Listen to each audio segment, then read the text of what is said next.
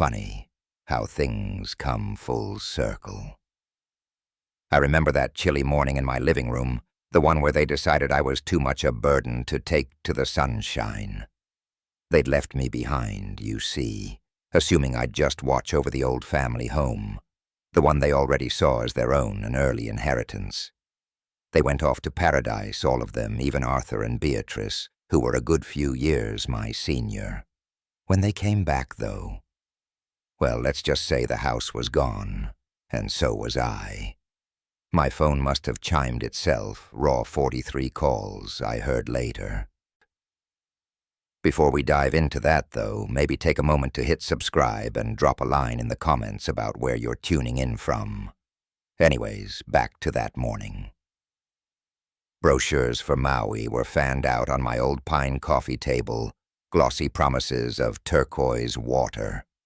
My daughter Genevieve, Jen she likes to be called now, had her perfectly manicured fingers tracing those golden beaches, a smile plastered on her face.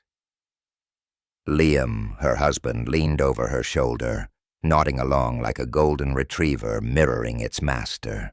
Liam's parents, Arthur and Beatrice McPherson, were already settled comfortably on my couch, discussing flight times and resort amenities, as if this grand Hawaiian escape was their birthright. The Maui resort looks absolutely perfect, Jen announced, her voice bubbling with uncontained glee. 4 bedrooms, ocean view, private beach access. I reached for one of the colorful pamphlets, a quiet excitement stirring in my own chest. That sounds absolutely lovely. I offered my voice, perhaps a little too eager. When are we headed out? Jen, her hand soft but firm, intercepted mine, gently pushing the brochure away before I could even grasp it. Oh, Dad. She started, her tone a mix of feigned concern and practiced sweetness. You're a bit too seasoned for that kind of adventure, aren't you? The words felt like a splash of Lake Superior in February. I blinked, certain I'd misheard. It's better if you stay here and look after the place. She continued as if discussing the weather. Truth be told, we're flying with Liam's folks, Arthur and Beatrice. It's their big dream trip, you know. Arthur chuckled from the worn armchair. Been socking away loonies for this for ages, Rob. Can't wait to catch those sunsets. Beatrice, always one to claim experiences before they happened, chirped in. The grandkids will just adore the snorkeling. I just stared. Arthur was 64, 2 years my senior. Beatrice, 61. Yet somehow I, at 62, was past my expiry date for adventure, while they were ideal travel companions. I've actually never been to Hawaii, I mused quietly, almost to myself. Liam just shrugged. Maybe another time, Pops. This trip's a bit of a family affair, you know. Family. The word felt like a burr under my saddle, twisting in my gut. I watched them planning around me, over me, as if I were a piece of furniture they could simply rearrange. Jen pulled out her phone, showing Beatrice photos of some trendy Maui bistro. Liam grabbed another brochure, pointing out parasailing options. They moved with the easy confidence of folks who'd already made every decision without so much as a "by your leave" from the man whose house they'd been living in for 5 years, whose generosity had kept a roof over their heads. The flight leaves Thursday morning, Jen announced, not bothering to meet my gaze. We'll be gone for 10 days. You'll have the whole place to yourself, Dad. Think of it as your own little staycation, eh? A staycation from what? From providing free lodging, from cooking dinners they barely acknowledged, from listening to Liam drone on about his credit score while he used my hydro to power his gaming consoles. I pushed myself up slowly, my knees protesting with a familiar ache. A gentle reminder of the 62 years Jen seemed so concerned about. Right. I sighed. I suppose I should get things in order for my house-sitting duties then. Jen finally looked up, her face lighting up with that smile. The one that used to melt my heart when she was 7, clutching a teddy bear, asking for one more bedtime story. Now it just felt like a well-rehearsed performance polished for maximum effect. "You're the best, Dad. Don't worry about a thing. Just relax and enjoy the quiet." Arthur raised his coffee mug in a mock toast. "To family vacations." They all laughed a chorus of mirth that bounced off my walls. Even Beatrice, who I'd met a grand total of 4 times, felt comfortable enough to join in the laughter at my exclusion right there in my own living room. I turned towards the hallway, their voices trailing after me. Animated discussions of sunset luau's and helicopter tours, adventures I'd apparently aged out of overnight. The old hardwood floor groaned beneath my feet, the same sound it made when Sarah and I danced in that very spot on our 30th anniversary. Sarah. She would have stood up for me. She would have insisted I come along, made it perfectly clear that family meant all of us or none of us. But Sarah had been gone 5 years now, and I was learning painfully that the daughter we'd raised together saw me through a very different lens than I'd ever imagined. Behind me, Genevieve's voice cut through the silence like a sharp winter wind. She was twisting Sarah's memory, turning it into a weapon. Mom always said I heard her assert her tone, saccharine sweet, that Robert needed looking after as he got older. I froze one hand on the cool brass doorknob of my bedroom. Sarah. My Sarah had never uttered a single word like that. Never. Not in our 35 years together. She'd seen me as her partner, her rock, not a burden. But here it was, my late wife's fabricated concerns, weaponized to justify my sudden obsolescence. The evening light, usually a comforting friend, now slanted through the window, painting stark shadows across the hardwood where Sarah's favorite reading chair used to sit. It felt like the room itself was judging their deceit. 3 hours crawled by. I found myself still perched on the edge of my bed, the same clothes I'd worn to the dinner table clinging to me. My reflection stared back from Sarah's old vanity mirror, a man who looked like he'd just been erased from his own life, a ghost in his own home. Downstairs, the house had settled into its familiar evening hum, but the voices from the living room, once a comforting sign of family, now felt like a buzzing threat. At first, their laughter was distant, muffled by the old house's thick walls and the hum of the furnace. I'd told myself to ignore it, to lose myself in one of the well-worn mystery novels Sarah had loved so dearly. Then Liam's voice sliced through the ambient noise, clearer than it had any right to be. Honestly, think Pops really bought that whole too much adventure nonsense. My book, a dog-eared copy of a Louise Penny, slipped from my grasp and thudded shut. My blood ran cold. Every muscle in my body seized up. Then Genevieve's response drifted up through the heating vent right by my feet. "Oh, Dad's always been so trusting, hasn't he? Remember when we convinced him we'd pay him back for those roof repairs?" Their laughter followed a casual, dismissive chorus that scraped against my soul. I moved a hunter stalking prey carefully towards the vent. 30 years in a classroom managing a room full of energetic, often devious teenagers had taught me when to listen and when to act. This, without a doubt, was a listening moment. The timing, unfortunately, couldn't have been more precise. Arthur's voice chimed in calm and practical. "Right after we get back from Maui, we'll move forward with that care home we looked into." My breath hitched. A care home. Sunset Manor has an opening next month. Beatrice added her tone, utterly devoid of emotion, like discussing the weather forecast. "They said they could fast-track the paperwork if we put down the deposit up front," she continued. Liam's voice, suddenly sharper with interest, cut in. "How much are we talking?" 3,000, Arthur replied, his voice a low rumble. "But it's worth every loony to get him settled quickly. Once he's there, this place becomes ours anyway. It's our inheritance, plain and simple." The floor beneath my feet seemed to lurch the house itself, betraying me. I gripped the windowsill, my knuckles stark white against the painted wood, trying to ground myself. Genevieve's voice, now animated with excitement, chirped on. "I've already touched base with Zachary Allen, the real estate agent. He figures we can easily get 800,000, maybe even more, with the market the way it is." Split 4 ways, then Liam asked, a greedy edge to his voice. Obviously, Genevieve scoffed. "Mom, Dad, you've definitely earned your share dealing with his constant requests these past few years." Beatrice chuckled a dry, reedy sound. "He has gotten rather demanding, hasn't he?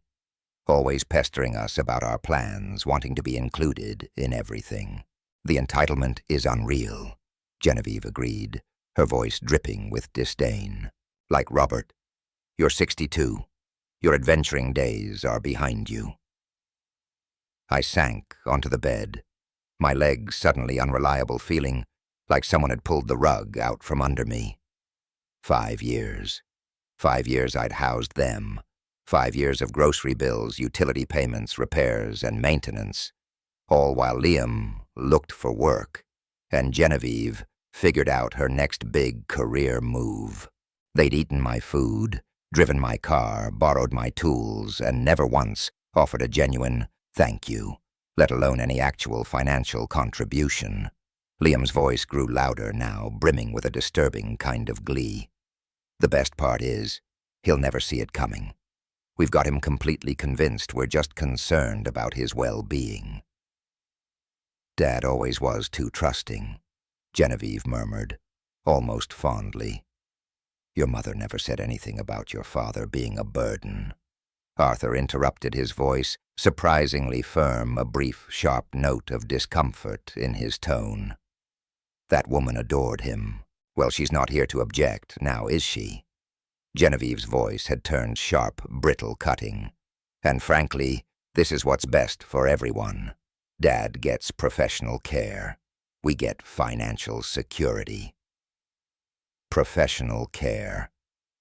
They made it sound like a medical necessity rather than a convenient way to toss me aside. The conversation continued, a blur of numbers and logistical plans, but I'd heard enough. I stood, slowly, the ache in my knees, a familiar echo of the 62 years they found so inconvenient. I walked to my dresser, my steps deliberate, and pulled open the bottom drawer.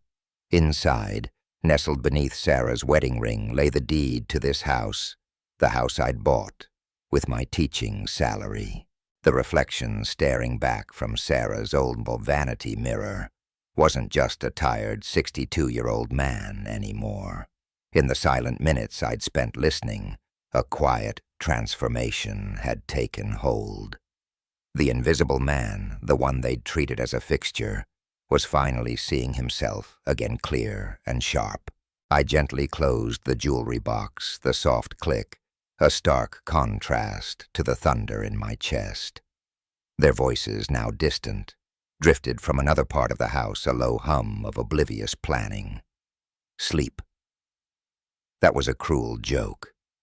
Every time I tried to close my eyes, Liam's desperate voice from 5 years back clawed at me, intertwining with the casual cruelty I'd just overheard. February 2020. The snow was piled high outside, and the wind howled like a banshee when my phone buzzed at 11:30 on a Tuesday night. I was at my kitchen table, a red pen in hand, halfway through a stack of algebra tests. Liam's voice, raw and broken, tore through the phone line. "Robert, I need help. I've lost everything." The story spilled out, choked by sobs, online poker, sketchy crypto schemes, promising guaranteed returns, sports betting apps that had seemed like quick loonies, 47,000 in credit card debt, their little starter home in foreclosure. Genevieve crying in the background, pregnant with their second child. It was supposed to be Bitcoin, he'd whispered. Everyone said it was a sure thing. He'd sunk their entire savings, a home equity loan, everything, into it right before the bottom fell out. I listened, my teacher's heart aching for this young man who, despite his failings, was connected to my daughter, to my blood. Sarah had only been gone a few months then, and the quiet emptiness of the house was a constant ache. Genevieve is my daughter, I'd thought, and these are my grandchildren. Liam's plea had echoed. We have nowhere to go. He'd mumbled something about Genevieve's parents. Her mom never really approved of me, you know, Robert. It felt thin, even then. He'd barely met them, but my heart was already broken. So I wasn't there to temper the chaos, to see through the desperation. Now lying here in the silent darkness, the chilling clarity hit me. It was a calculated play. He'd known exactly which emotional buttons to push. The grieving widower, the protective grandfather, the lonely man with a too quiet house and a heart that was perhaps too generous. I pushed myself off the bed, drawn to the window overlooking the backyard. The swing set I'd installed, the one I'd paid for with $300 from my teacher's pension, glinted like a silver ghost in the moonlight. Their bicycles, still propped against the garage, sported the training wheels I'd bought and put on myself because Liam was always too busy looking for work. My hands, still trembling, started to tally the invisible ledger in my mind. 5 years of groceries for 5 people, $18,000 easily. Utilities that had skyrocketed since they moved in, another $6,000.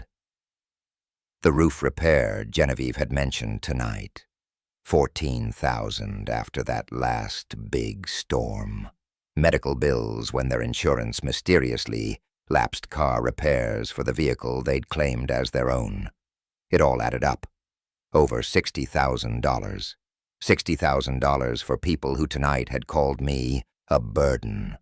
The math was cold, unforgiving.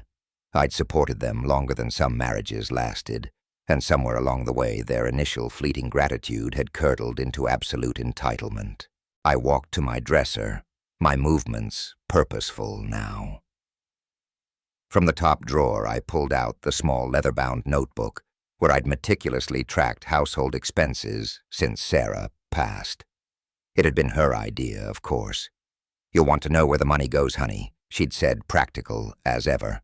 Page after page, a chronicle of Liam's urgent requests.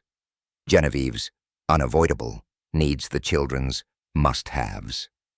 Always presented as temporary, always with the vague promise of repayment when things improved. Things never improved. They simply learned to ask for more, and I, like a fool, kept giving. The old house groaned around me, a familiar comfort settling into its late-night quiet. Tomorrow they'd wake up bright-eyed, oblivious, and refreshed, ready to finalize their vacation plans. They'd pack the sturdy luggage I'd bought them for Christmas pile into the car I'd helped finance after their repo scare, and head to Pearson, boarding a plane with tickets funded by the inheritance they'd already mentally claimed. And I was supposed to remain here, the obedient house-sitter, maintaining the home they'd decided was already rightfully theirs. But as I sat in the dim light, surrounded by framed photographs of my teaching accolades and Sarah's cherished garden club certificates, a different kind of plan began to blossom in the quiet corners of my mind. Something new was stirring, something hard and cold, solidified in my chest. They'd made a fundamental miscalculation. They'd confused my kindness for weakness, my generosity for sheer idiocy. Decades in the classroom teaching everything from grade 9 algebra to grade 12 calculus had honed my skills in strategy, patience, and the art of staying 3 steps ahead of students who thought they could outsmart the system. Some lessons I'd learned were best delivered with a gentle hand. Others, however, required a firm consequence. I slid the old expense ledger back into its drawer, my movements deliberate and eerily quiet. Tomorrow morning I knew would dawn with new possibilities. And indeed, as I stepped into the kitchen, the early light filtering through the blinds, the house was already buzzing with a frantic, pre-vacation energy.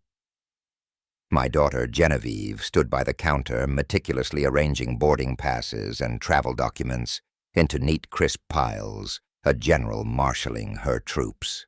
Liam, her husband, was hunched over his phone, no doubt refreshing flight statuses, while Arthur and Beatrice McPherson. Liam's parents were engaged in a surprisingly intense debate over sunscreen brands, as if mapping out an intricate military invasion. Morning Dad Jen chirped, without so much as a glance up from her fortress of paperwork. "Coffee's on if you want some." I poured myself a mug, the rich aroma doing little to settle the bitterness in my stomach. I studied their animated faces, seeing them now with a chilling new clarity. Just yesterday, I'd have seen excited family members preparing for a grand adventure. Today they were simply co-conspirators reveling in the successful execution of their scheme. "Flight leaves at 10:15, Liam announced, still glued to his screen. "We should probably hit the road by 8:30 to beat the traffic." "Did you remember the camera charger?" Beatrice asked Jen, her voice sharp with efficiency. Already in the carry-on, Jen replied, not missing a beat. "Plus backup batteries." Their organizational prowess was frankly astonishing. These were the same people who'd somehow never managed to organize themselves into finding gainful employment or contributing a single loonie to the household expenses. Turns out planning a luxury vacation required a completely different set of talents than, say, securing a basic income. "So anything specific you need me to do while I'm holding down the fort?" I asked, settling into my usual chair at the kitchen table. Jen finally deigned to look up her expression, a master class in patronizing sweetness. "Oh, just the usual, Dad. Water the plants, grab the mail. Maybe have Elizabeth Thompson from next door pop in and check on you." Elizabeth Thompson, my neighbor, a spry 70-year-old who'd known Sarah and me for 15 years, was apparently now my appointed babysitter. Jen was suggesting she look in on me, as if I were some frail invalid who might forget how to boil water. "I'm perfectly capable of managing on my own," I replied, keeping my voice mild, almost bored. Liam snorted a truly unpleasant sound. "Right, Pops. Just try not to break anything, okay? And if something does, call a professional." The sheer breathtaking irony of it almost made me laugh out loud. Liam Henderson, who'd gambled his own house into foreclosure, was giving me advice on home maintenance. Took a slow sip of coffee, nodding agreeably. Wouldn't want to cause any trouble now, would I? My apparent compliance seemed to placate them. Arthur folded a glossy tourist map of Maui, carefully tucking it into his shirt pocket. 2 weeks of paradise. He declared, a smug grin spreading across his face. "We've earned this. Earned it.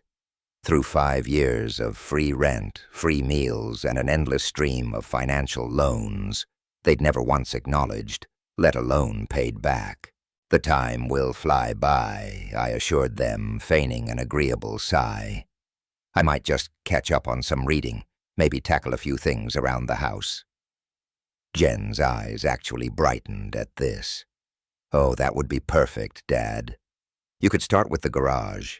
It's gotten so cluttered naturally with their belongings. Boxes of old university textbooks Liam hadn't touched in a decade, Jen's discarded craft projects, and Beatrice's seasonal decorations. My garage, once a place for my tools and projects, had become their personal storage locker. Beatrice began meticulously transferring items from the counter to her oversized purse. Boarding passes, identification, travel insurance documents. The resort even confirmed our suite upgrade, she announced, her voice brimming with satisfaction. Ocean View Private Lanai Concierge Service. Sounds absolutely wonderful. I managed my mind already, calculating the real cost of such a stay. At least $4,000 for 2 weeks, easily. Money they'd never earned, but somehow now felt entitled to spend. Liam's phone chimed, announcing the Uber was 5 minutes away. The calm, organized planning shattered instantly, replaced by a sudden flurry of activity. Suitcases materialized from nowhere. Last-minute items were shoved into carry-ons, and a delightful chaos erupted. I simply leaned against the doorframe, observing their frantic departure preparations with a cool, almost scientific detachment. "Dad, you're absolutely sure you're okay staying alone?" Jen asked, though her tone suggested the question was merely a formality. "Absolutely," I replied, my voice steadier than the tremor in my hands. "I'll enjoy the quiet." Genevieve leaned in, planting a kiss on my cheek. It used to feel like sunshine, a simple act of affection from my little girl. Now it was a carefully choreographed movement, a performance for the benefit of Arthur and Beatrice, who hovered nearby, bags in hand, ready for their grand escape. Car doors slammed outside, sharp punctuation marks on the still morning. Liam wrestled with Genevieve's absurdly oversized suitcase, grunting as he hoisted it into the trunk of their borrowed sedan. Arthur and Beatrice gathered their last-minute belongings, their voices a low, excited murmur. In another 10 minutes, this house, my house, would once again know the silence I supposedly craved. "Take care of yourself, Rob." Arthur called out his suitcase, rattling, as he wheeled it towards the front door. "Drive safely." I replied, the words genuine, despite the bitter churn in my stomach. The front door closed with a decisive, echoing click. The car's engine hummed, then faded into the quiet hum of our sleepy suburban street. And suddenly there I stood alone in my kitchen, amidst the lingering scent of their departure. Abandoned coffee cups, scattered travel brochures, a forgotten croissant crumb. For the first time in 5 years, the house was entirely mine. A profound quiet settled, not the oppressive silence I'd grown accustomed to, but a vast, liberating emptiness. I walked to the kitchen window and watched their car turn the corner, disappearing from view, carrying my ungrateful family towards their stolen paradise. I had 2 weeks, 14 precious days to consider my options, to evaluate my resources, and perhaps most importantly, to demonstrate that the burden they'd dismissed possessed capabilities they'd never even suspected. I finished my coffee slowly, the bitterness in the mug echoing the bitterness in my heart, but also sharpening my resolve. Every deliberate sip fueled the methodical planning of my next move. Later the phone rang, a surprising jolt in the newfound quiet. It was Liam. His voice, breathless and flustered, spilled through the receiver. "Pops, you won't believe it. The Uber just canceled. Traffic's backed up all the way on the Gardner." He sounded genuinely frantic. "Need a ride to Pearson?" I offered, my tone smooth, almost too helpful. There was a beat of silence on his end. "Actually, yeah," he panted. "You'd be a lifesaver.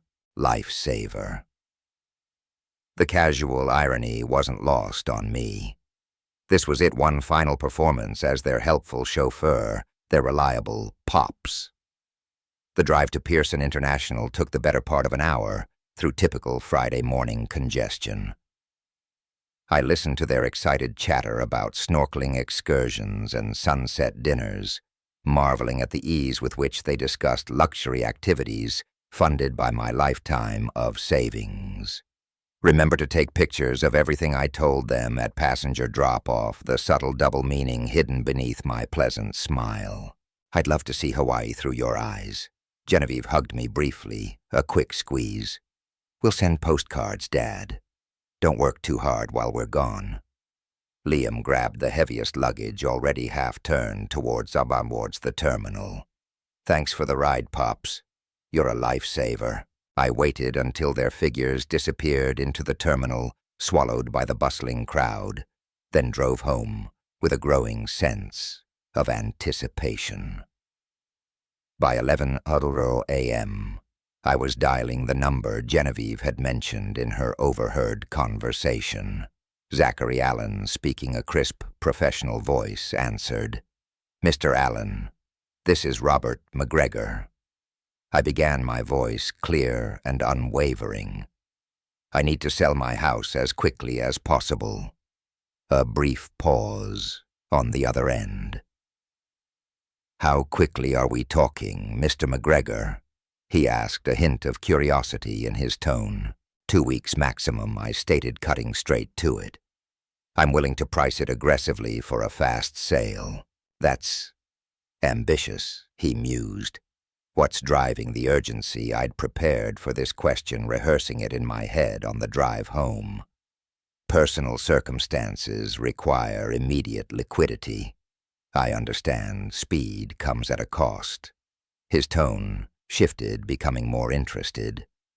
"Where is the property located?" "In the Bridle Path area," I replied, naming a prestigious Toronto neighborhood. "It's a single-family home. 4 bedrooms, 2.5 baths, no mortgage, clear title." "No mortgage is excellent for quick sales," he affirmed. "What's the approximate square footage?" "About 2,800 square feet. Updated kitchen. New roof 5 years ago. Established neighborhood, good schools." "Mr. McGregor," he said, his voice now almost eager. "I can be there in an hour if you're available." "An hour. 60 minutes. That's all it would take to take the first concrete step toward demonstrating exactly how burdensome this old man could be when properly motivated." "I'll be waiting," I confirmed. After ending the call, I walked through my house, seeing it with new eyes. These rooms had witnessed Sarah's laughter, Genevieve's childhood milestones, family celebrations that at the time had felt authentic, back when I truly believed family meant mutual loyalty and support. Now they represented something different. Assets to be liquidated, equity to be liberated, resources for restructuring the power dynamics that had governed my life for the past 5 years. I retrieved the house deed from Sarah's old jewelry box along with the property tax records and homeowner's insurance documents. Everything Zachary would need to verify my ownership. And then precisely an hour after our call, the chime echoed through my quiet foyer. A sound that for once was a harbinger of my own plans, not someone else's. Zachary Allen, who looked a good decade younger than his likely 45, stood on my porch, sharp, in a navy blazer, even though it was a surprisingly mild Toronto spring day.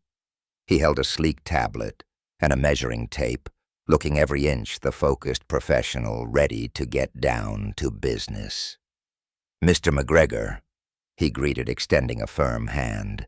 "Thanks for reaching out. Based on what we discussed, I'm confident we can make this work for you." I gestured him inside. "Please come in.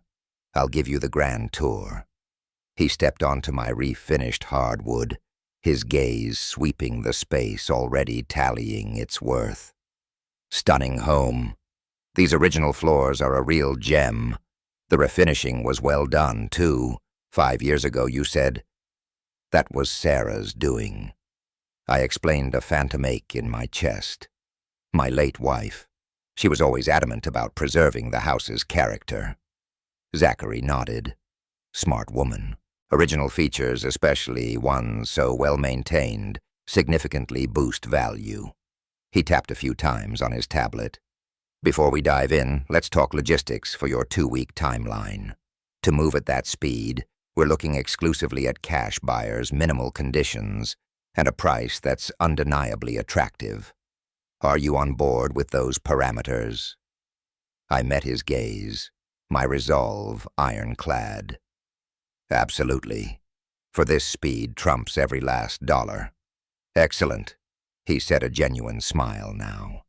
Let's see what we're working with. As Zachary moved through the rooms, meticulously measuring his keen eyes, cataloging every architectural nuance and recent upgrade, I felt a deep, almost physical shift within me. It was like shedding a heavy winter coat I hadn't realized I was wearing. For years, I'd been merely a passenger reacting to the whims and demands of others. But here now, in my own home, I was the architect, the decision-maker, finally steering my own ship. The irony wasn't lost on me. Genevieve had dropped Zachary's name, blissfully unaware I was privy to her scheme, as she plotted to offload my house without my consent. Now here he was at my behest, diligently working towards my objectives, operating on my schedule. It felt like a subtle, intricate dance of cosmic justice, the first true swing of the pendulum evening the score. 3 hours after Zachary departed, his preliminary assessment complete and his promise to hit the phones immediately, hanging in the air, my landline rang. The caller ID displayed an unknown number, but the area code, 808, was unmistakable. Hawaii. My heart gave a little skip. Dad. Genevieve's voice, a torrent of sun-drenched cheer, burst through the line. We made it. You wouldn't believe this place. It's absolutely unreal. I settled into my kitchen chair, deliberately letting my gaze fall upon Zachary's business card, still resting beside the thick folder of property deeds on the counter. Jen, I'm so glad to hear you arrived safe and sound. How was the flight over? Long, Dad, but totally worth it. Oh my God, you have to see this resort. Private beach infinity pool. The spa is incredible. The whole 9 yards. She practically vibrated with excitement. Liam's already got us booked for a helicopter tour tomorrow. That sounds truly amazing, Jen. I said, my finger idly tracing the sharp edge of Zachary's card. Make sure you take 1,000,000 pictures, eh? I want to see everything. Oh, we will. The concierge recommended this incredible 5-star place for dinner tonight, right on the beach. You'd probably find it a bit much, but we're totally stoked. Her casual dismissal of my tastes was a familiar, dull ache. Too fancy for me, you say? Well, I'm sure you two will have a grand time. Her tone then pivoted, morphing into something falsely maternal, a concern I knew was paper-thin. So how are you managing on your own, Dad? You're not trying to whip up any gourmet meals, are you? Remember what I said about keeping things simple?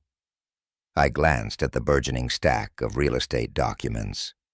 Oh, don't you worry, Jen. I'm taking exceptional care of everything. I assured her, my voice a picture of calm. In fact, I'm keeping rather busy. Good, good. She chirped, her attention already wavering. Just don't overdo it. We were a little worried about leaving you, but Liam reminded me that you need to, learn independence at your age. Independence. The word hung in the air, thick with a delicious unspoken irony, given my day's very independent activities. Speaking of independence, Genevieve continued, her voice practically purring with self-congratulation. Liam and I have actually been talking about something special. We're putting together a little surprise for you for when we get back. Something that's really going to set you up for your future, eh? My grip on the phone tightened, my knuckles turning white.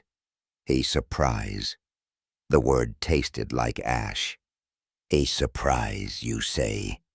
I feigned a curious, slightly flattered tone. Well, I don't want to give too much away, but let's just say we've found a solution to help you transition into your golden years with a bit more comfort. You know, professional care, a vibrant social scene with folks your own age, that kind of thing. Professional care.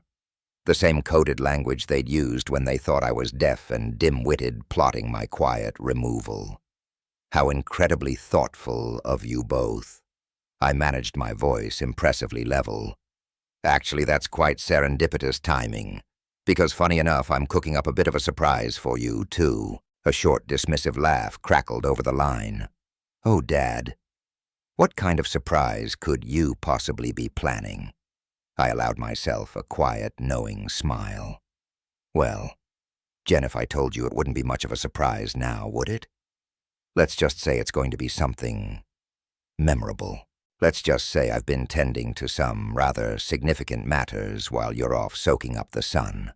Matters that are well poised to shift the whole landscape for everyone involved. Significant matters, Dad. You've been retired for years. What kind of significant matters could you possibly— Her voice trailed off, a hint of realization dawning that she'd sounded utterly dismissive.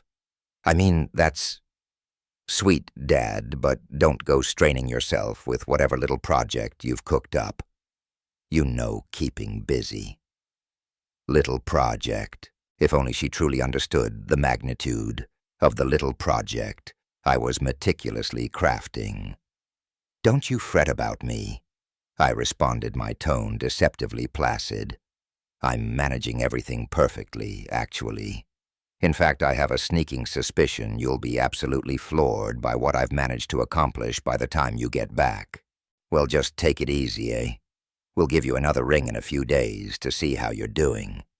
I'll be right here, I confirmed, a silent, sardonic chuckle forming in my throat. Right here, indeed, though the very essence of here was on the precipice of a radical redefinition. As soon as I clicked off the call, I settled back into my kitchen chair, enveloped by the hushed afternoon quiet and the palpable weight of our carefully constructed deceptions, hers and mine.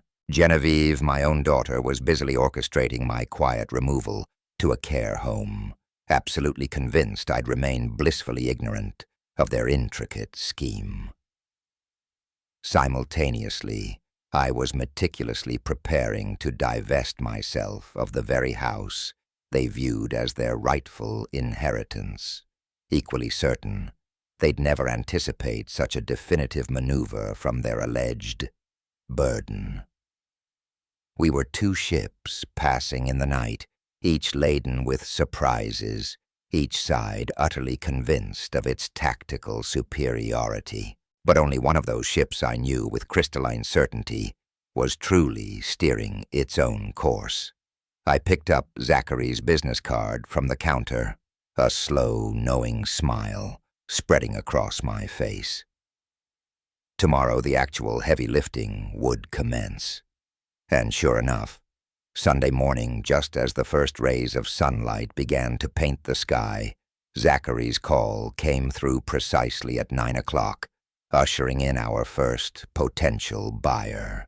His name was James Thompson, a name I'd chosen for myself, in my head a nod to the countless gyms I'd taught over the years. And he represented a formidable commercial investment group, specifically targeting rental properties in well-established, desirable neighborhoods like mine. The timeline is aggressive, Zachary had cautioned me quietly just before Thompson's arrival. Most buyers require weeks, sometimes months, to sort out financing.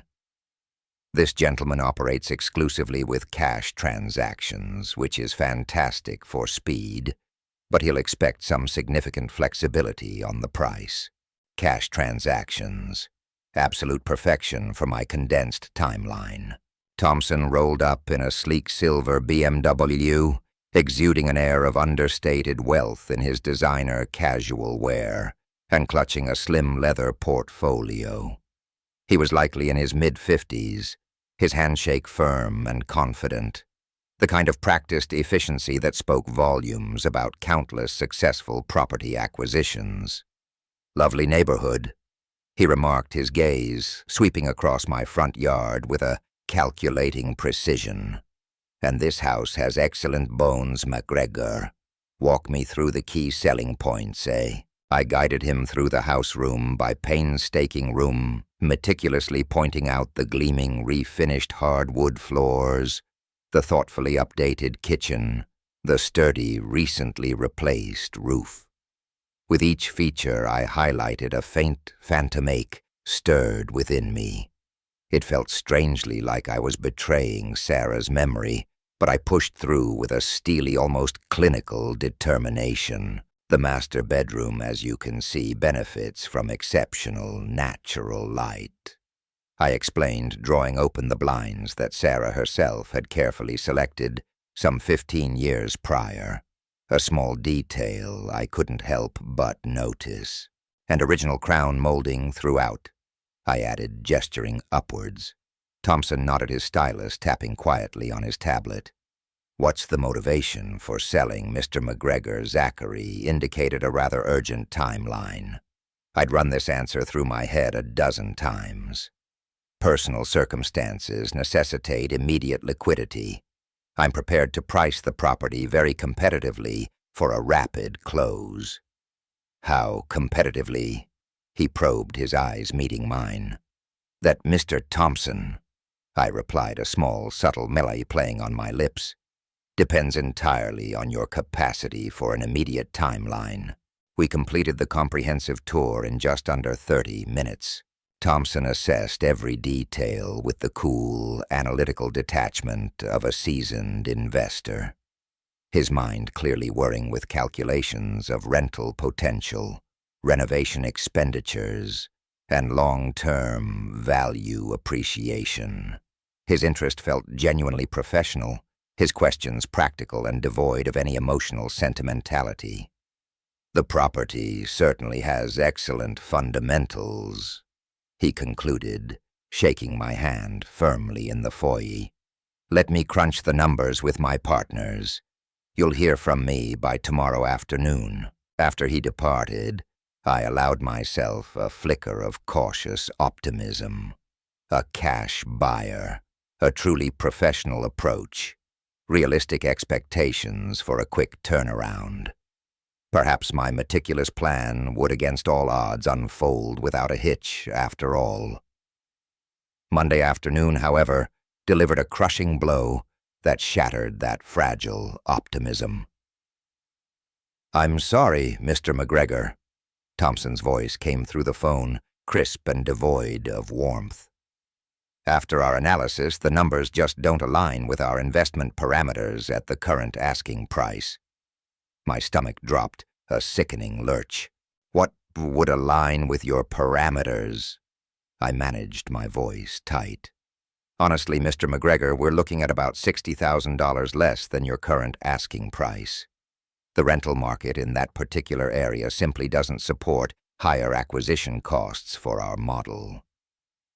$60,000. The figure hit me like a physical blow, a sum almost eerily similar to everything I'd poured into Genevieve's family over the past 5 years. That's substantial. I murmured the word, feeling utterly inadequate.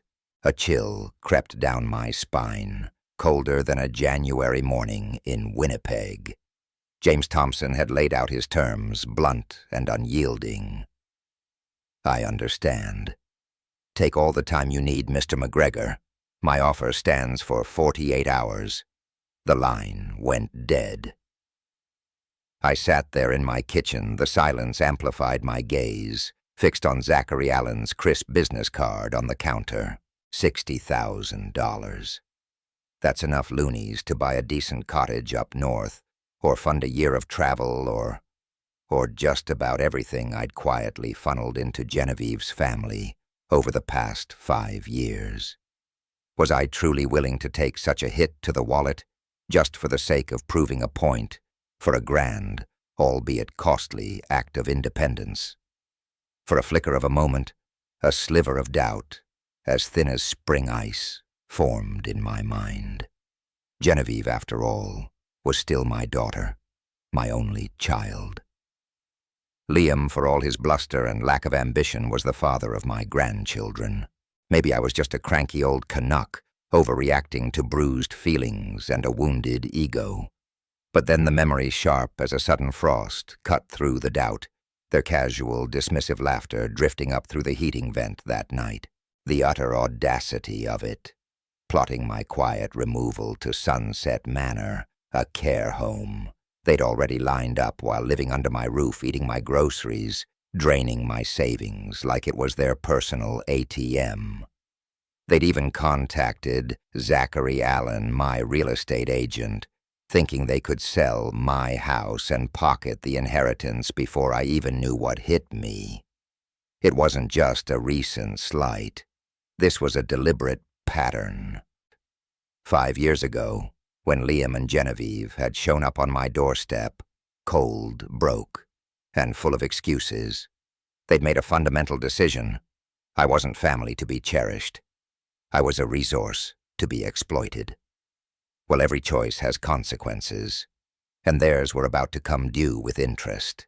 My decision hardened, cutting through any lingering doubt. I grabbed my phone and dialed Zachary Allen. "Zachary," I said, "no preamble needed.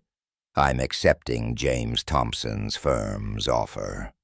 A slight pause on his end. "Mr. McGregor, are you certain that's a significant reduction? We might be able to find a better offer for you if we wait." I'm certain I cut him off. How quickly can we close cash deal, minimal contingencies? Zachary's professional calm returned. 8 days, possibly even less. 8 days. A tight timeline, but more than enough time before their return. "Draw up the papers," I confirmed, my voice steady. The phone clicked shut. A profound sense of calm, colder than a winter night on the prairies, settled in my chest. This wasn't just about the money anymore. This was about justice.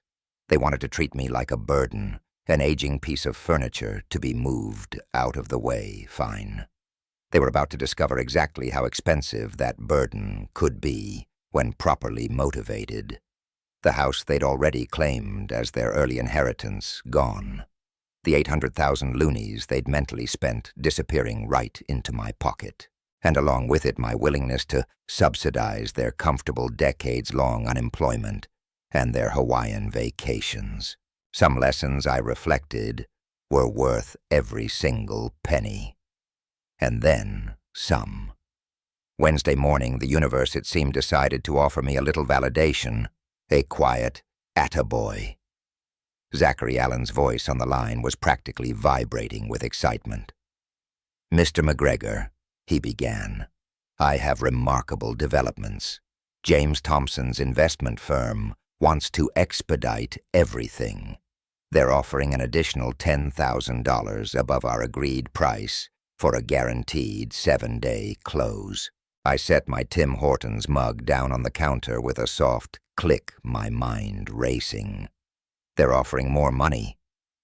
For faster service. Exactly. Zachary confirmed, a hint of a smile in his voice. Apparently they have some serious capital deployment deadlines, and your property, Mr. McGregor, fits perfectly into their Q2 acquisition targets. They want to close by next Tuesday. Next Tuesday, 5 days before Genevieve's scheduled return from her Hawaiian paradise. "What's required from my end?" I asked, my voice betraying none of the elation bubbling within me. "Minimal," he replied. "Since they're waiving inspection contingencies and paying cash, we primarily need your signatures and clear title clearance." Their attorney has already started on the paperwork. I walked to my kitchen window, gazing out at the backyard.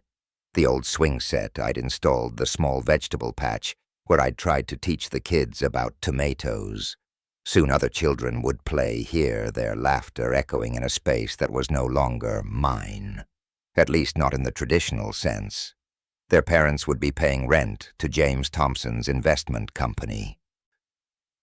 "Mr. McGregor," Zachary asked, his tone still professional, but with a hint of genuine curiosity, "are you comfortable with this accelerated timeline?" Comfortable. I was practically doing a jig. I was euphoric. Absolutely, I replied, the word ringing with conviction. What do I need to sign? I can be ready whenever. I'll bring the documents by this afternoon, he said. Thompson's attorney wants to review everything tomorrow. Then we'll schedule the closing for Monday. After hanging up, I sat back in my chair, the silence of the house settling around me. Decades of memories resided in these walls. Sarah's gentle laughter, Genevieve's first steps, Christmases filled with family that felt real. Soon it would all belong to strangers. The irony, sharp and exquisite, wasn't lost on me. James Thompson's business urgency, his need to deploy capital, perfectly aligned with my own personal timeline for a little bit of cosmic retribution. At this very moment, Genevieve, Liam, Arthur, and Beatrice were likely sprawled out on some sun-drenched Hawaiian beach, piña coladas in hand, discussing their clever plans for my professional care. Oh, they must have felt so smart, so strategic, so utterly brilliant with their little surprise nursing home arrangement. Confident that old Robert the Burden would just meekly go along. If only they knew how thoroughly their supposed burden had outmaneuvered them, leaving them in the dust, like a snowmobiler in a whiteout. The phone chirped again, a sudden jarring sound in the quiet house. Unknown number. But the area code 808 was unmistakable. Hawaii. Dad.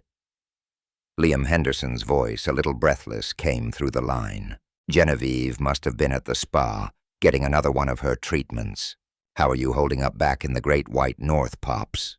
He asked, his tone dripping with a faux concern that barely concealed his underlying self-satisfaction. Wonderfully well, Liam, I replied, a genuine smile touching my lips. A smile he couldn't see, of course. Taking care of business just as I promised. Remember. Good. Good. He chuckled, oblivious. Not getting into any trouble? I hope, old man, trying to relive his glory days, eh? He laughed at his own joke, a hollow, grating sound. Nothing. I've got it covered, son, don't you worry. I heard myself say the words, surprisingly steady. So how's that slice of paradise treating you folks? Liam's voice, thick with the easy contentment of a man without a care, bubbled back. Can't complain, Pops. The helicopter tour yesterday was absolutely mint. Genevieve's at the spa getting a massage right now. He added a hint of smugness in his tone. She said to tell you hi. Well, you tell her I said hello, and I hope you're both soaking up every single moment of that sun. Shine. I replied the pleasantry, a well-oiled machine. Oh, we are. He practically purred. The grandkids are absolutely loving the beach, eh? And get this, Arthur and Beatrice are even talking about extending the trip if we can finagle the flights. Extending the trip. My internal smile widened. Even better for my timeline. That sounds absolutely brilliant. I set a genuine ring to my voice. Don't you worry about rushing back for my sake. Really? You sure, Pops? We don't want to leave you alone too long? Liam pressed a flicker of feigned concern. I'm perfectly fine. I assured him, the truth woven into my words. Really, I'm handling everything better than you might expect. After Liam finally hung up the silence of the kitchen, filled with a profound, almost poetic symmetry. They were so utterly convinced of their cleverness, so certain I was merely their compliant, oblivious burden, that they were actually gifting me precious extra days to finalize my counter-offensive. By the time they eventually flew back to Toronto, whether it was in 10 days or 14, they'd discover their supposed inheritance had evaporated like a summer mirage, and their dutiful house-sitter had morphed into something far more formidable than the burden they'd so carelessly dismissed. I picked up Zachary Allen's business card, tracing its crisp edges with my thumb. Monday, the closing day, felt like a lifetime away, but I wasn't waiting. Thursday morning, right after I finished my Tim Hortons coffee, I began the most satisfying project of my retirement, systematically removing my ungrateful family from the house they'd already claimed as their own. I started fittingly with Genevieve's bedroom. 5 years of accumulated belongings paid for with my hard-earned loonies filled every surface. There were expensive clothes, jewelry I'd gifted her for birthdays, glossy photographs from vacations I'd funded, but was never invited to join. Each item, regardless of its origin, went carefully into neatly labeled moving boxes. Treating this like the move they never expected, I murmured to myself, folding her designer blouses with the same meticulous care I'd shown when helping her pack for university decades ago. Liam's possessions, a chaotic mix of expensive gaming equipment, thousands of dollars I'd effectively financed, cryptocurrency guides, and a stack of dog-eared gambling books told their own story of unfulfilled potential and blatant entitlement. Tools he'd borrowed and never returned were haphazardly tossed into a box. I packed everything systematically, even the laptop, where he'd undoubtedly squandered our family's financial security on digital pipe dreams. The storage facility I'd chosen was a 20-minute drive north, just off the 400, close enough for them to eventually retrieve their things, yet far enough to feel like a definitive exile. Rosa, the facility manager, a cheerful woman with a bright smile, helped me select a unit large enough to house a complete household. "Moving can be pretty overwhelming," she observed, watching me sign the rental agreement with a steady hand. "You seem remarkably organized about it, though." "I've had plenty of time to plan," I replied truthfully, a subtle irony in my tone she couldn't possibly grasp. Loading took most of the afternoon. The professional movers I'd hired, a couple of sturdy young fellas from Mississauga, treated everything with a respectful efficiency, understanding that family belongings, no matter the circumstances, deserved careful handling. Watching box after box disappear into the vast interior of the unit felt like watching justice itself take physical form, neatly packaged and ready for delivery. Arthur and Beatrice McPherson's items required special attention. Their medications, important documents, the absurdly expensive luggage they'd bought for this very Hawaiian getaway. I meticulously inventoried everything, making sure they'd find their possessions organized and accessible when they eventually came to terms with their new, decidedly less luxurious living situation.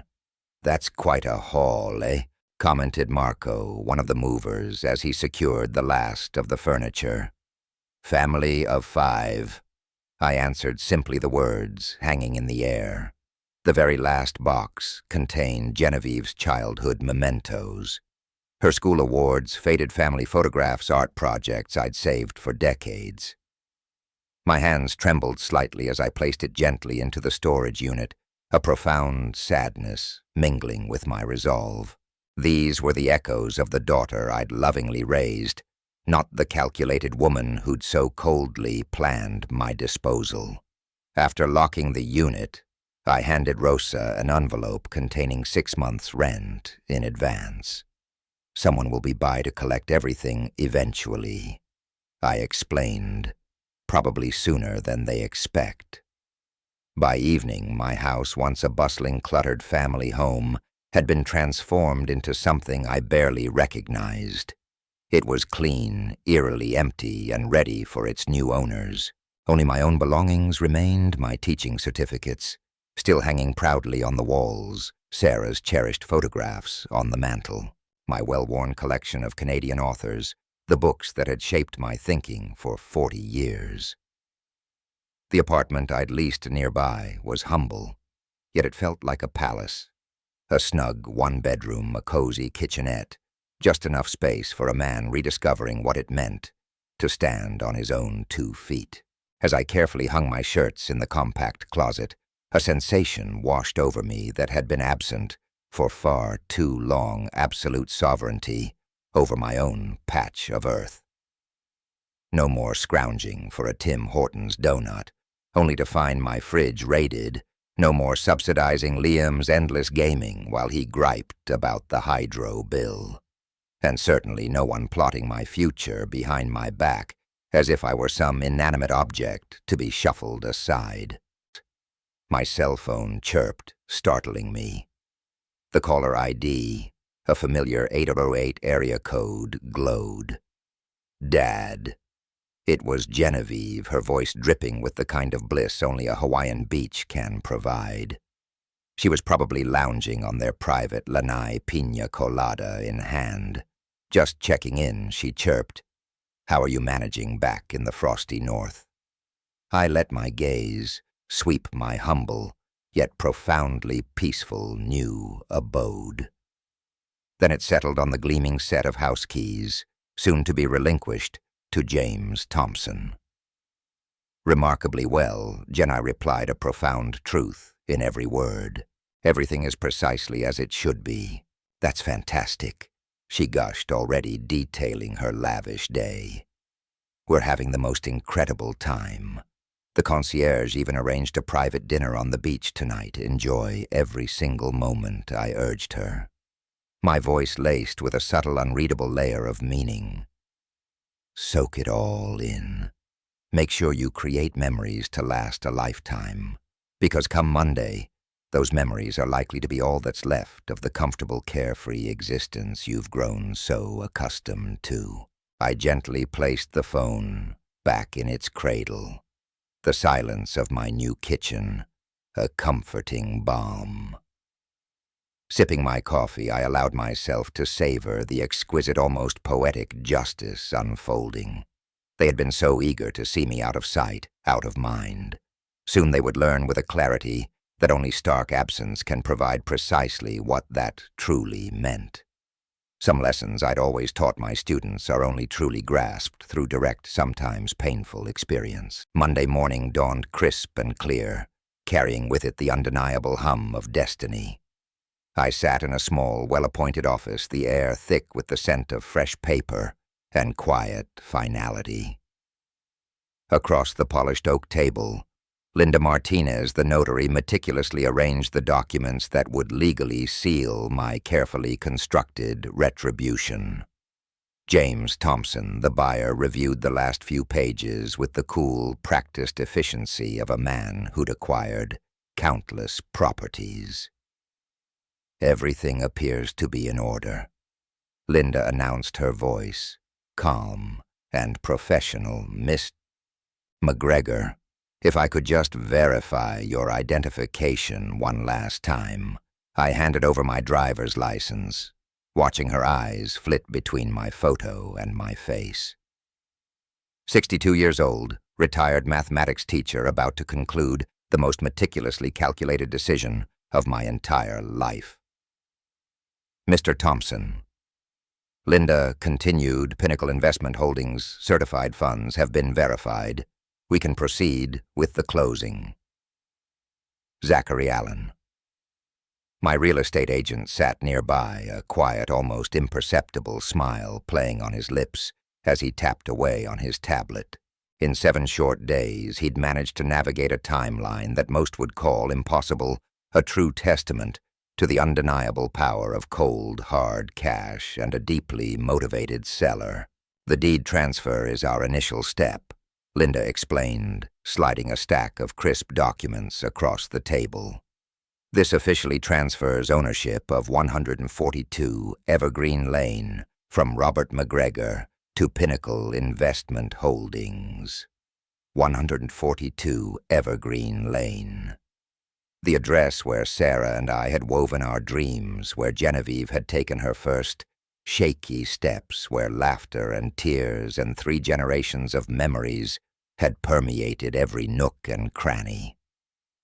Now it belonged to strangers, destined to be a mere line item on an investment portfolio, its soul slowly commodified into rental income. My hand surprisingly steady signed my name.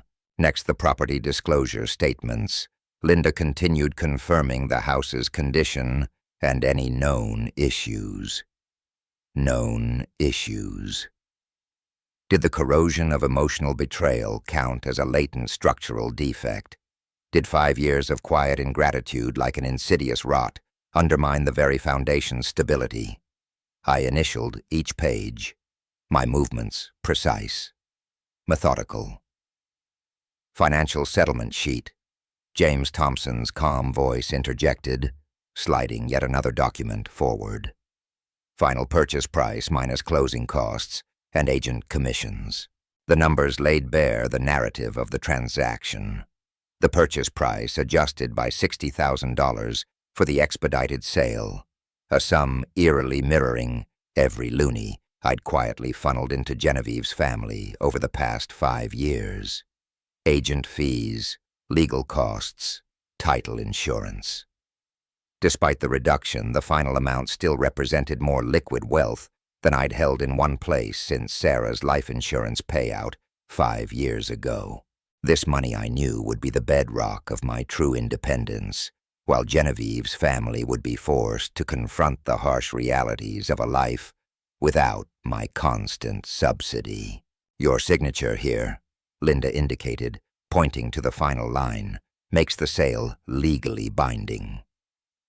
My pen hovered for a heartbeat, a singular moment of profound pause. Once this ink touched paper, there would be no turning back, no reversals, only consequences. And just like that, it was done. Genevieve and Liam, along with Arthur and Beatrice, would return from Hawaii to find their assumed inheritance, the very roof over their heads, had vanished into corporate ownership. Their comfortable parasitic lifestyle, funded by my generosity and patience, would end permanently. My hand, surprisingly steady, guided the pen across the line, my signature flowing in the same careful script I'd used to grade thousands of math papers over 40 years. It was a practiced, precise motion, now imbued with a different kind of finality.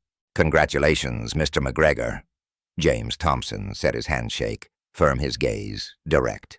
"Pinnacle Investment is pleased to add this property to our portfolio, a true gem."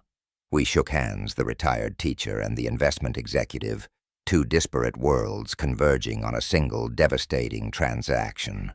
While 4 people currently sipping tropical drinks in paradise remained blissfully unaware their world was about to be irrevocably reshaped. Zachary Allen, with a quiet nod, accepted his commission check from James. "Thank you both for making this possible," he murmured, a hint of genuine appreciation in his voice. Linda, the notary, efficiently gathered the signed documents, her notarial seal, pressing a crisp mark onto each page. "This concludes the closing, Mr. McGregor," she announced, her voice calm and professional. "You have 30 minutes to collect any remaining personal items. Then possession officially transfers to Pinnacle Investment. 30 minutes. 30 minutes to say goodbye to the house that had been my sanctuary, my family's history, my unwitting prison. The house where I'd been happy, where I'd been exploited, and where finally I'd discovered the sharp, undeniable difference between family and parasites. I drove to 142 Evergreen Lane one final time, the keys to my former life heavy in my palm. Keys I'd surrender in less than 20 minutes. Walking through the now empty rooms, an unfamiliar lightness settled over me, something I hadn't experienced since Sarah's death 5 long years ago. It felt like complete, utter closure. The living room where Genevieve had so casually announced my exclusion from their Hawaiian adventure felt vast and silent. The kitchen where I'd overheard their cold, calculated plans for my care home future now hummed with a different kind of quiet, a peaceful one. My bedroom, where I'd processed their betrayal and chosen justice over victimhood, seemed to breathe a sigh of relief. Each room, now belonged to James Thompson's company, destined to be rented to tenants who would actually pay for the privilege of living there, unlike the previous occupants. I collected Sarah's favorite photograph from the mantel, her smile eternally kind, and my teaching certificates from the walls, my career milestones now mere decoration. Everything else, the furniture, the appliances, the fixtures, belonged to the new owners per our agreement. Standing in the foyer, the very spot where I'd welcomed Genevieve's family 5 years ago, I felt the undeniable weight of my own transformation. The generous widower who'd offered sanctuary, who'd been seen as a convenient ATM, had evolved into something far more strategic, far more resilient. The burden they'd planned to dispose of had instead disposed of them. My phone buzzed with a text from an unknown Hawaiian number. Dad having amazing time. Liam proposed we extend trip another week. Hope you don't mind the extra alone time. Love, Jen. An extra week. They were blessed their oblivious hearts, giving me even more time to savor my victory, to cement this quiet, profound shift. I locked the front door for the very last time, the click echoing in the sudden silence, and handed the keys to James Thompson, who waited in the driveway with Zachary Allen. Property transfer complete, I announced the words hanging in the crisp Toronto air. As I drove away from 142 Evergreen Lane, I caught a glimpse of James in my rearview mirror, already on his phone, no doubt discussing rental preparations efficiently, moving on to the next order of business. Just 4 days until Genevieve's family returned to discover they'd been thoroughly outmaneuvered by the burden they'd so carelessly underestimated. The countdown to their revelation had officially begun. I'd just finished my first real supper in days, enjoying the quiet of my new hotel room, when my phone buzzed. It was Elizabeth Thompson, my trusty neighbor back home. "Rob, you won't believe the circus here." She started, her voice a mix of exasperation and amusement. "Genevieve and Liam are practically tearing the house apart, demanding their stuff back. There were threats of lawsuits until the new owners, bless their hearts, threatened to call the peelers. Beatrice is in tears, and Arthur keeps shouting about where you've gone. Did you give them the storage unit details, like you said?" "Just like I instructed Elizabeth." I confirmed, a deep satisfaction settling over me. I slipped the address and the access code into Jen's luggage before they left. Told her their belongings were safe and sound. I imagine she found it upon arrival. Found it she did. Elizabeth chuckled dryly. She just crumpled the paper right in her fist and demanded to know where you were. Said it looked like a bill for a canoe trip. I leaned back in my hotel chair, the sea breeze soft on my face, watching a behemoth of a cruise ship glide across the sapphire horizon. "And what did you tell them when they asked about me?" I prompted, already knowing the answer but wanting to hear it. "Exactly what you told me to Rob. That you'd packed up and left town after selling the house, and they could contact you directly if they needed to discuss anything," she said, putting a delightful emphasis on the last word. "Have they been trying to reach me by any chance?" I asked, feigning innocence. "Trying, Rob. Genevieve's been hitting your number every 10 minutes for the past hour. And Liam, well, let's just say his voicemails are as colorful as a Toronto street festival." I glanced at my own phone sitting on the bedside table. 43 missed calls and counting. Oh, they were motivated, all right. "Rob," Elizabeth said, her voice softening. "I have to ask, are you really where they thought they were going, the Grand Wa Resort?" A quiet smile touched my lips. "Indeed, Elizabeth, the very same slice of paradise they planned to enjoy without their old man. It's quite the spot, eh?" I paused, letting that image settle between us. "Elizabeth, you've been an absolute gem through all this. I hope you truly understand why this was necessary. Honestly, Rob, after watching them treat you like their personal ATM for 5 long years and all that talk about Sunset Manor. Well, I'm beyond impressed." Elizabeth declared, a genuine warmth in her voice. "Sarah would be so incredibly proud of how you stood up for yourself." A pang, swift and familiar, shot through me. Sarah would indeed. I murmured, my gaze drifting towards the endless ocean. She always appreciated the mathematical precision of my revenge, Elizabeth. An equal and opposite reaction to years of, shall we say, exploitation. "So what are they up to now?" I asked, pulling myself back to the present. "Last I saw," she said, "they were piling their suitcases into a taxi looking like a bunch of snowbirds trying to find a last-minute flight in a blizzard. I assume they're heading to a hotel since they've got nowhere else to go." Genevieve looked absolutely devastated, Rob. Elizabeth added a hint of genuine sympathy in her tone. "Devastated?" I repeated the word, tasting like an old familiar ache. That's precisely the word I would have used to describe my feelings when I overheard their little plans for my care home future, eh? Funny how justice has such a beautiful, elegant symmetry to it. "Elizabeth," I continued, my voice firming, "if they try to get you to call me again, please tell them I'm thoroughly enjoying my vacation, and I'll be in touch when I'm ready." "And how long will that be?"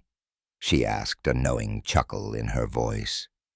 "Long enough," I replied, my gaze fixed on the shimmering turquoise water, "for them to truly understand what it feels like to be discarded by family."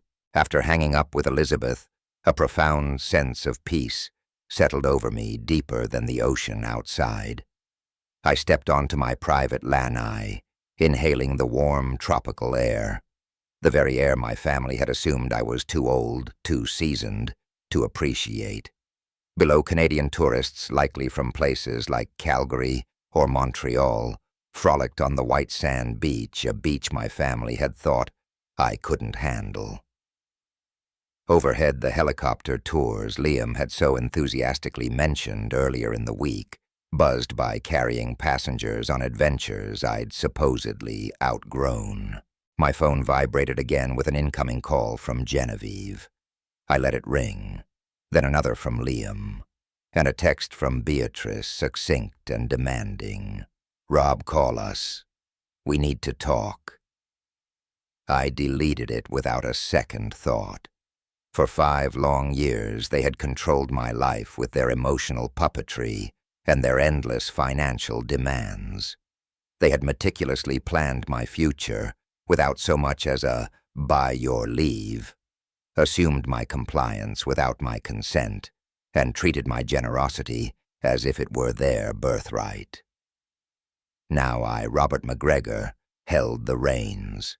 I controlled the terms of engagement. They could wait. They could wait until I decided they'd learned sufficient humility, sufficient respect, to even warrant a moment of my attention. I dialed for room service, a nice Canadian steak, eh? And settled into my chair to watch the spectacular Hawaiian sunset, the very one they'd tried to deny me. My phone continued to buzz with increasingly frantic calls from the family who had at long last discovered the true cost of taking someone for granted. Some lessons, I mused, required complete and utter powerlessness to truly sink in. They were about to become honor roll students in the School of Hard Knocks. 6 hours after my chat with Elizabeth, I was boarding an evening flight from Orlando to Honolulu, courtesy of the house sale. My family had deemed me too seasoned for this adventure, too old for luxury travel, but the first-class seat I'd purchased felt like the comfiest armchair in a well-stocked library. As the massive Boeing 777 quietly lifted off into the vibrant Florida sunset, I settled deeper into the plush leather, a small smile playing on my lips. I pulled out my phone. 43 missed calls, 17 voicemails, and counting. Each notification, each little buzz, was a tiny symphony of their desperation, a clear crack in the veneer of entitled confidence they'd worn so comfortably for 5 years. I scrolled through the call log methodically. Genevieve, Liam, Beatrice, Arthur, Genevieve again, Liam again. It was like watching a perfectly choreographed play of panic unfolding in neat digital timestamps. The first voicemail left a mere 20 minutes after Elizabeth's call began, with Liam's voice surprisingly controlled at first. Genevieve's familiar commanding tone filled the cabin. "Dad, I don't know what game you're playing, but this isn't funny. Call me back immediately." By the 10th message, anger had crept into Liam's voice. "This is insane, Robert. You can't just sell our house without telling us. We're getting lawyers involved." Message 15 revealed Beatrice's raw, broken sobs. "Please, Robert. We don't understand what's happening. Where are you? We need to talk." The final voicemail, captured just before the massive Boeing 777 quietly lifted off into the vibrant Florida sunset, was Genevieve's complete capitulation. "Dad, please answer. We'll do anything. Just call us back. We have nowhere to go. Nowhere to go." The exact phrase Liam had used 5 years ago when he'd shown up on my doorstep. The exact phrase they'd planned for my care home conversation. As we climbed toward cruising altitude, I gazed down at the twinkling lights of Florida, shrinking below a scattered tapestry of illumination. Somewhere in that vastness, my family huddled in a hotel room, frantically calling a number that would remain unanswered until I decided they'd learned a measure of appropriate humility. The flight attendant appeared a warm smile on her face, offering champagne service. "Celebrating anything special tonight, Mr. McGregor?" she asked, a gentle lilt in her voice. "Independence Day," I replied, accepting the crystal flute. About 40 years overdue, I'd say. 9 hours stretched ahead of us. 9 hours of vast, dark Pacific Ocean between me and their desperate attempts to re-establish control. 9 hours to savor the complete reversal of power dynamics that had governed my life since Sarah's death. I opened my laptop and composed an email I knew deep down I wouldn't send.